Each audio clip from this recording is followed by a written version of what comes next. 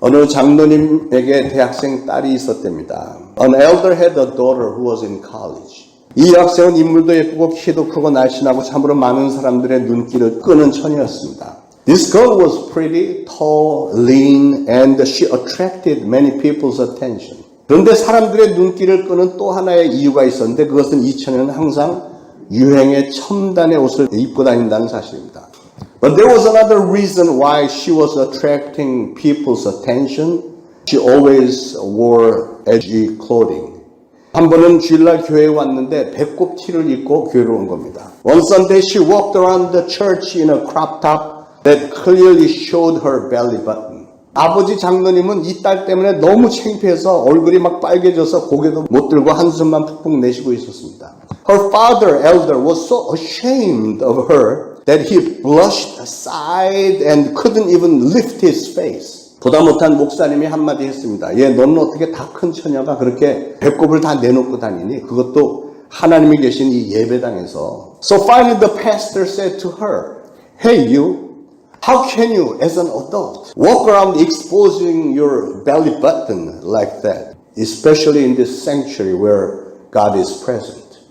그랬더니 이 처녀의 대답이 목사님, 지난주 설교의 목사님이 하나님은 우리의 중심을 보기 원하신다 그랬잖아요. Yes, Pastor, that's because you said last week in your sermon that God wants to see our center. Didn't you? 오늘 저는 우리의 중심을 보시는 하나님에 대해서 저도 증거를 하려고 합니다. Today I'd like to speak to you about our God who wants to see the center of our heart.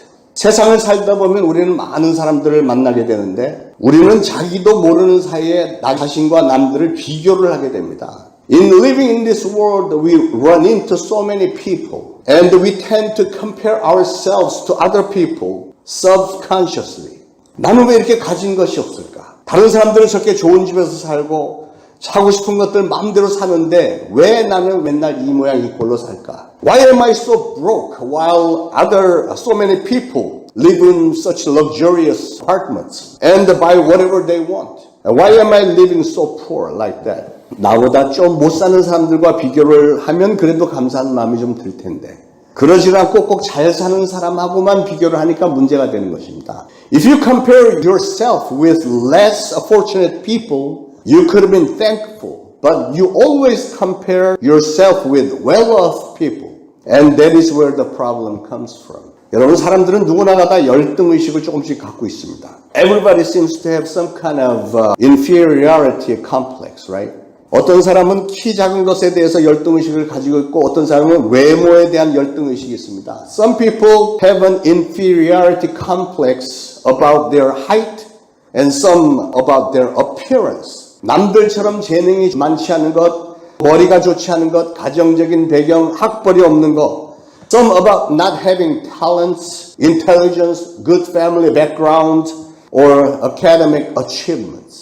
어떤 사람은 가마가 머리 뒤에 있지 않고 하필이면 머리 앞에 딱 이렇게 있어서 고민하는 걸 봤습니다. I even met a person who was agonizing about his cowlick because it was not in the back of his head like other people, but it was in the front. 우리에게 도전해오는 이런 고민, 좌절, 실망의 조건들은 너무나도 다양한 것 같습니다. The conditions for our agony, frustration, and disappointment are so diverse. 그런데 성경에 보면 하나님은 이런 좌절감이나 열등의식을 가져올 만한 사건들을 감사의 조건으로 확 뒤집어 놓은 그런 사건들을 우리가 많이 발견하게 됩니다.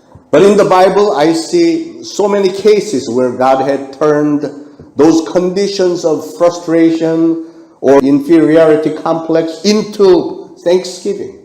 하나님이 이 세상을 움직이는 방법을 보면 하나님은 항상 어떤 사람들을 통해서 역사하시는데 The way God moves this world is always through certain people. 참으로 이상한 것은 하나님은 뭐를 많이 갖춘 사람보다도 오히려 부족해 보이는 사람들을 들어서 쓰시는 적이 많다는 사실입니다. But what is peculiar is the fact that God uses ill-equipped people more than the well-equipped.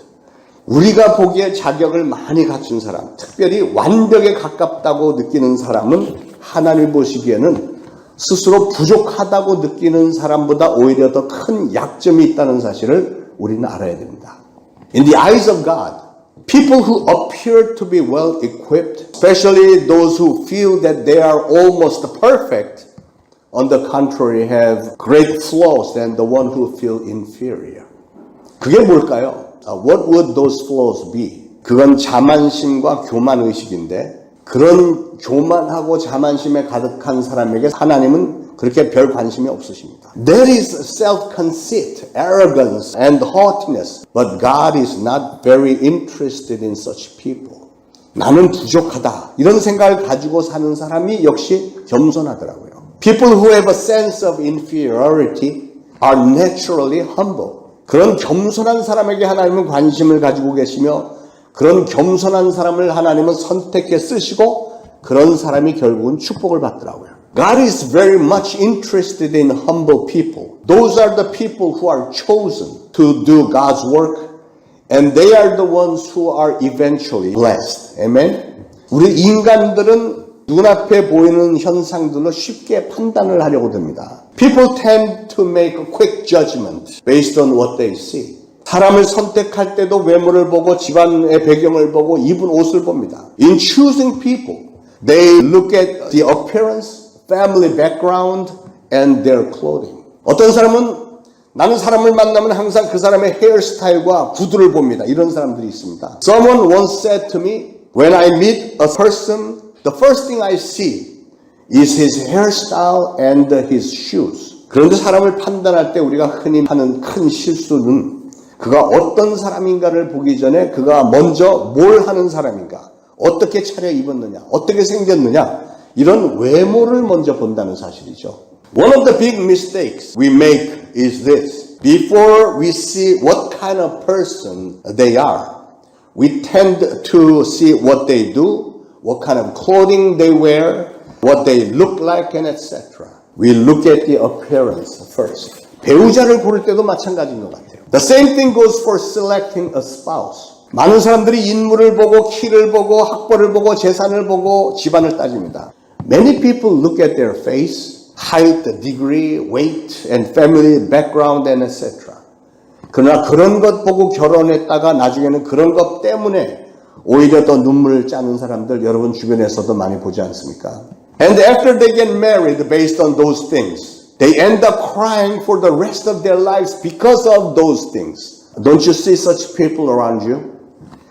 일꾼을 뽑을 때도 그렇습니다. The same thing goes for selecting workers. 성품, 인격, 사람 됨됨이 이런 거는 보지 않고 그 사람의 껍데기, 외모나 학벌이나 재산 이런 것들을 보고 선택한 후에 후회를 하는 경우가 얼마나 많습니까? When you choose certain people for their appearance, degree, and wealth, without considering their temperament, personality, and character, how often do we regret? 그런데 하나님의 생각과 방법과 판단 기준은 우리 인간들의 생각과 판단 기준과 다르다는 사실입니다. However, God's thoughts, methods, and standard for selecting are quite different from ours. 우리는 신앙인으로서 하나님의 생각과 판단 기준을 알아야 합니다. As a believer of God, we must know God's thoughts and His standards. 그래야 우리는 하나님으로부터 관심을 얻게 되고 그분을 기쁘시게 해드릴 수 있는 것이고 하나님으로부터 남다른 축복도 받을 수 있는 것입니다. That is how we can gain God's interest and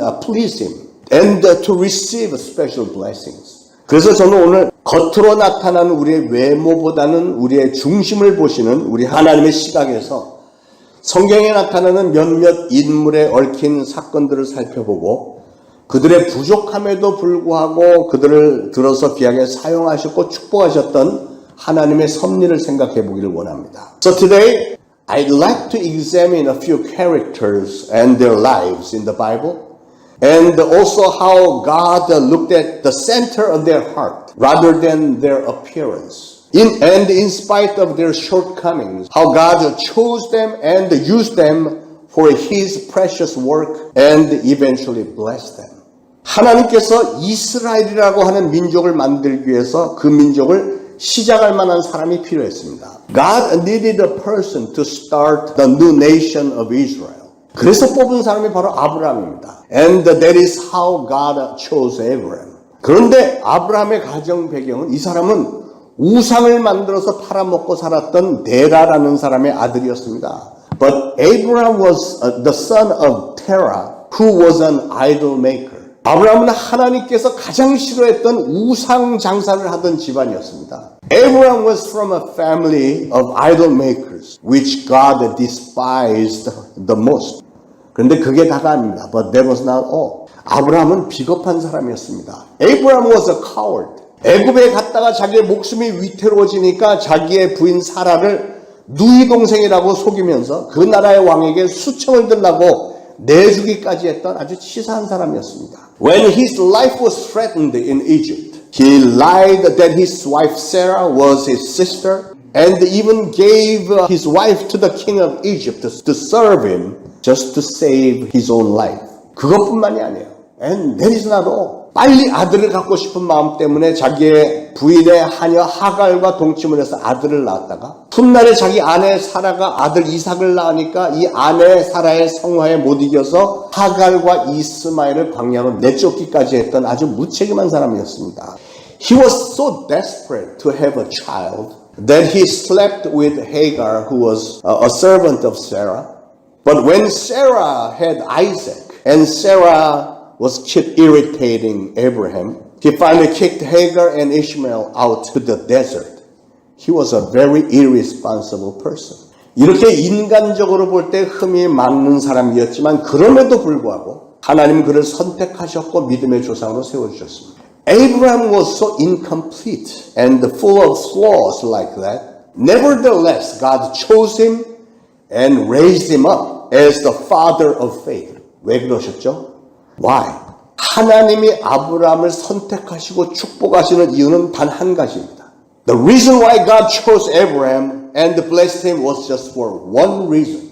아브라함은 하나님의 말씀이 떨어지면 항상 두말하지 않고 곧바로 순종했다는 사실입니다. And that was because whenever God said something, Abraham never even questioned to God, but immediately obeyed. That is why. 하나님께서 내 친척 아비집을 떠나 내가 너에게 지시할 땅으로 가라고 말씀하셨을 때 아브라함은 곧바로 순종해서 짐을 싸두고 집을 떠났습니다. When God commanded Abraham, leave your country, your people, your father's household and go to the land I will show you. Abraham immediately obeyed, packed and left home. 백세 얻은 아들 이삭을 번제물로 바치라고 했을 때도 아무런 대꾸도 없이 그냥 순종했습니다. When God commanded Abraham to give his son Isaac, whom he gave a birth to when he was 100 years old, as a sacrifice, Abraham immediately obeyed without any question. 아브라함이 그렇게 하나님을 믿고 의지했고 무조건 순종하는 사람이었기 때문에 하나님은 하나님을 향한 그의 중심만을 보시고 그를 복주시고 그를 크게 높여주셨던 것입니다. Since Abraham trusted and relied on God so much that he obeyed in everything, God only saw his heart toward God, blessed him, and raised him up so high. 하나님께서 아브라함을 선택하실 때 그의 외모나 재산이나 지식이나 집안을 보았다는 얘기가 없습니다. There is no record in the Bible that God ever considered Abraham's appearance, wealth, his family background in selecting him. 하나님이 보신 것은 딱 한 가지입니다. There was only one thing that God considered. 하나님에 대한 그의 중심, 전적인 그의 순종심을 하나님은 크게 평가하셨다는 말입니다. God only saw his heart. He gave Abraham very high marks for his absolute obedience. 부족한 점이 분명히 많은 사람이었지만 하나님의 말씀이라면 무조건 순종했던 믿음의 사람이었습니다. Although Abraham definitely had some shortcomings, he was definitely a man of faith who obeyed God's commands unconditionally. 그거 하나만으로도 다른 모든 약점들은 하나님의 눈에 별로 문제가 되지 않았던 겁니다. In the eyes of God, that alone was good enough to ignore all of his other shortcomings. 하나님의 기준은 이렇게 사람들의 기준과 다른 것입니다. God's standards are this different from human standards. 자, 모세를 한번 생각을 해보실까요? Let us think about Moses now. 지금도 이스라엘 사람들은 모세를 인류 역사상 최고의 지도자라고 손을 꼽고 칭송을 합니다. Even today, the Israelites consider and praise Moses to to be the greatest leader in the human history. 모세는 400년간이나 노예 생활을 했던 이스라엘 민족 200만 명을 이끌고 애굽에서 해방을 시켰던 사람입니다. Moses had delivered and led over 2 million Israelites out of Egypt after 400 years of slavery. 40년 동안이나 광야에 나가 살면서 그렇게도 말을 안 듣던 목이 굳은 백성들을 잘 통솔했던 사람입니다. He had led stiff-necked, stubborn people of Israel so well during those 40 years in the wilderness, right? 그러면 모세는 태어날 때부터 탁월한 사람이었을까요? Was Moses born a superior person? 그렇지 않습니다. No, he wasn't. 그는 노예 히브리인의 아들로 태어나서 강물에 던져졌던 사람입니다. He was born in a Hebrew slave's family and he was thrown away in the Nile's river. 버려졌던 이 히브리 노예 아기가 애굽의 공주에게 발견이 되어서 애굽 궁중에서 왕자 신분으로 자라면서 여러 가지 재능과 힘을 갖추게는 되었습니다. That abandoned child of Hebrew slave was found by a princess of Egypt. And although he grew in the palace as a prince and got equipped with talents and strength, 그러나 40세에 미디안 광야로 나간 후부터는 모세는 아무런 꿈이나 의욕도 없이 그저 좌절에 빠진 나고자로서 80세가 되기까지 40년이라는 긴 세월을 그저 광야에서 양이나 치면서 호송세월을 했던 사람입니다. After he ran away to Midian wilderness at the age of 40, he herded sheep for 40 years, wasting his life without any dreams or motivation, but as a frustrated loser until he became 80 years old. 만약에 하나님께서 모세를 불러주지 않으셨더라면 그냥 광야에서 양치기 할아버지로 인생을 살다 갈 수밖에 없었습니다. Unless God called him, he would have wasted his life growing older as nothing but a sheep herding old man. He had no other choice. 그는 말 재주도 없었다고 그랬습니다. He wasn't even a fluent speaker. 강대국 애굽으로 가서 왕을 설득시켜서 민족을 해방시키는 것이 그의 임무였던 만큼 그에게 말 재주가 없었다는 것은 치명적인 결점이었습니다. To make things worse, because God's commission to him was to persuade the king of Egypt to deliver his people out of Egypt. The fact that he wasn't fluent in speaking was a very critical flaw. 특히 또 목이 곧은 백성, 즉 자기의 주장과 고집이 센 백성 이스라엘을 하나로 만들기 위해서는 모든 사람들을 집중시킬 수 있는 언변과 지도력이 필요했습니다. And also, in order to bring those stiff-necked people of Israel into one community, he needed to have a fluent tongue and great leadership. 그러나 모세는 그런 능력이 없었습니다. But Moses didn't have such skill. 그럼에도 불구하고 하나님께서 그를 선택하셔서 사용하셨을 때 그는 마침내 엑소더스, 이스라엘 민족의 해방이라고 하는 역사적인 일을 잘 수행해낼 수 있었습니다. Nevertheless, when God chose him and used him, he was able to accomplish God's mission of Exodus, the liberation of the people of Israel, very well. 그래서 3,400년이 지난 오늘도 모세는 인류 역사상 가장 위대한 지도자로 손꼽히고 있습니다. That is why Moses is still considered one of the greatest leaders in human history, even today, after 3,400 years. 그런데 하나님은 왜 모세를 선택하셨을까요? But why did God choose Moses? 그것은 그의 중심이 하나님께서 세우신 민족 이스라엘을 위해서 헌신이 준비된 중심이었던 것을 보셨기 때문입니다. That was because his heart was ready to devote himself for the people of Israel which God had founded. 그는 민족의 고난을 함께 아파하면서 그래서 애굽 왕궁의 영화조차 헌신짝처럼 버렸던 사람입니다. He ached for suffering of his people. And thus he was able to throw away the glory of the Egyptian palace. 우리는 이걸 꼭 주목해서 봐야 됩니다. This is what we must pay attention to. 자, 그 다음에 다윗은 이스라엘 왕 41명 가운데 다윗은 가장 뛰어난 왕이었습니다. David was the greatest king of Israel among all 41 kings. 사무엘상 16장 오늘 본문에 하나님이 사무엘 선지자에게 이세 아들에게 기름을 부어서 왕으로 삼으라고 명령을 하셨을 때 이런 말씀도 하셨습니다. In 1 Samuel 16, when God told Samuel to anoint one of Jesse's sons and make him king. God also said, 나의 보는 것은 사람과 같지 아니하니 사람은 외모를 보거니와 나 여호와는 중심을 보느니라. The Lord does not look at the things man looks at the outward appearance, but the Lord looks at the heart. 즉 하나님을 향한 사람의 중심을 하나님은 보신다는 뜻입니다. God was trying to tell him that God only looks at the center of the heart of a person toward God. 하나님은 이세 아들 8명 중에서도 친아버지 이세가 보여줄 생각조차 하지 않았던 다윗을 선택하셨습니다. God chose David out of Jesse's 8 sons, whom his own father Jesse didn't even consider to show him to Samuel.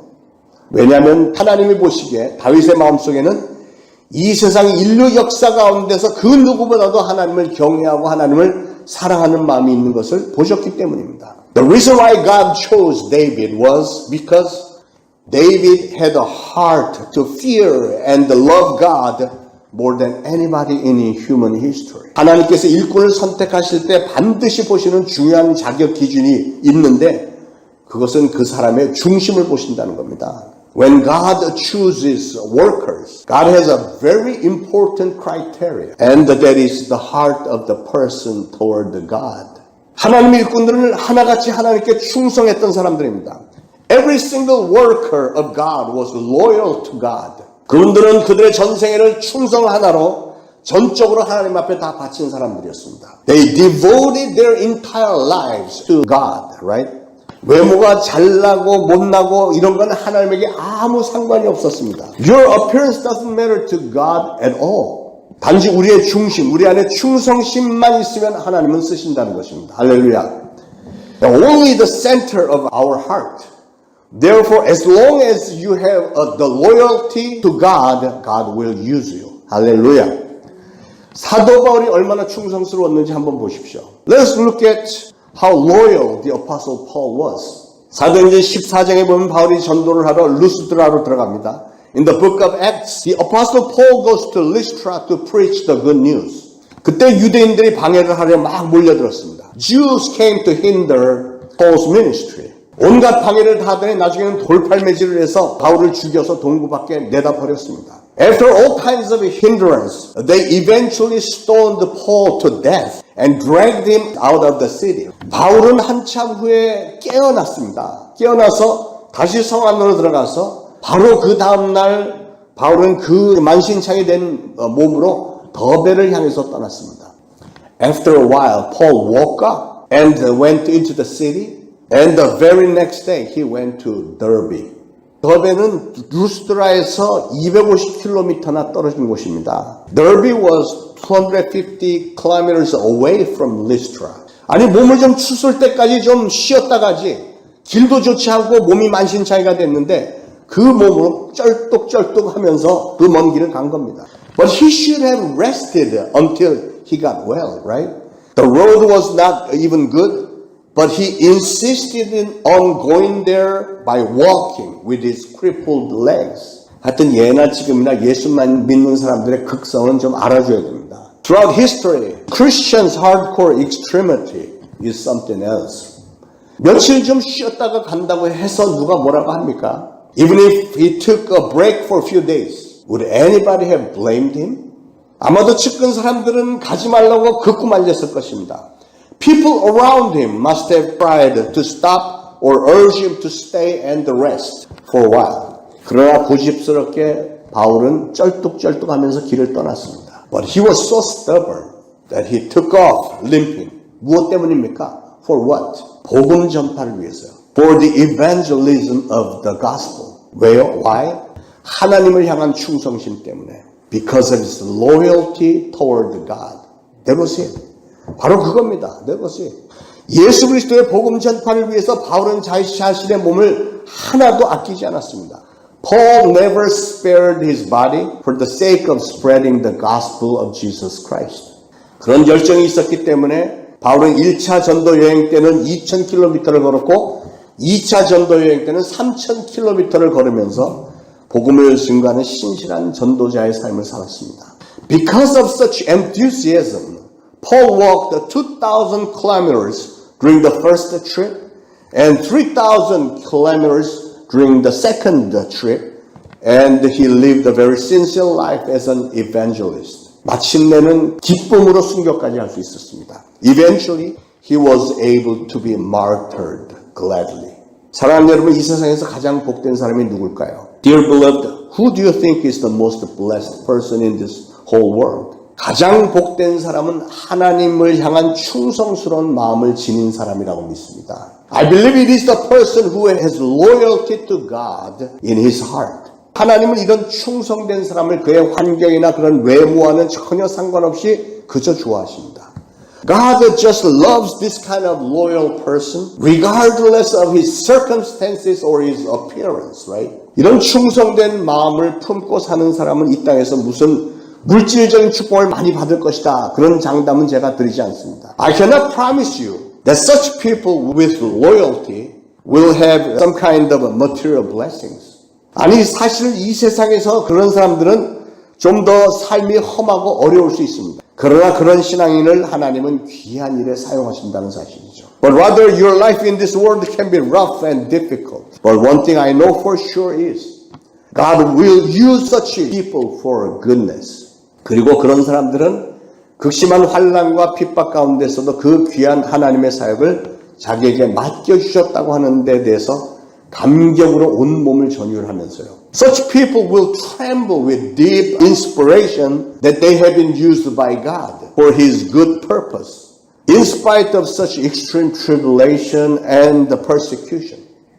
더욱더 커다란 보람과 기쁨 중에 충성을 다하면서 그런 사람들은 귀한 인생의 열매들을 맺게 되는 것입니다. And will appreciate the whole worthwhile efforts and the joy, become even more loyal, and eventually will bear more valuable fruits down the road. 그런 신앙인이야말로 장차 하나님의 나라에서는 하나님으로부터 큰 칭찬과 상급과 금멸관을 받으실 분들이고요. And such Christians will indeed receive much praise, rewards, and golden crown from God in heaven. 그런 인생이 진정 복된 인생이 아니겠습니까? Don't you think such a life would be most blessed life? 사랑하는 여러분, 오늘 하나님을 향한 여러분의 마음은 어떻습니까? Dear beloved, how's your heart toward God today? 여러분의 마음의 중심에 무엇이, 누가 가장 크게 자리 잡고 있는지요? What and who is taking up the most of the space in the center of your heart? 혹시 돈 아닐까요? Is it not by any chance money? 여러분의 가정과 자녀가 여러분의 가장 큰 관심사는 아닙니까? Or is it your family or your children? 그러나 여러분, 우리를 바라보시는 하나님의 관점, 하나님의 판단 기준은 뭐라고요? But dear beloved, what is God's perspective and His standard concerning us? 사람은 외모를 보거니와 여호와는 중심을 보느니라. Man looks at the outward appearance, but the Lord looks at the heart.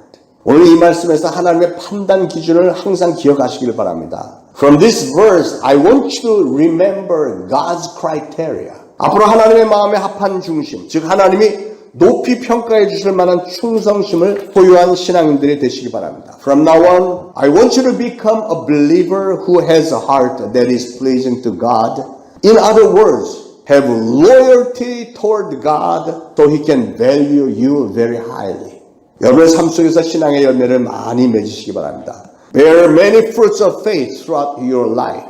이 땅에서도 하나님의 축복을 마음껏 누리고 하늘의 큰 상급도 많이 쌓으시길 바랍니다. Enjoy the blessing of God in this world as well as the heavenly rewards. 예수 그리스도의 이름으로 축원을 드립니다. I bless you in the name of Jesus Christ our Lord. Amen.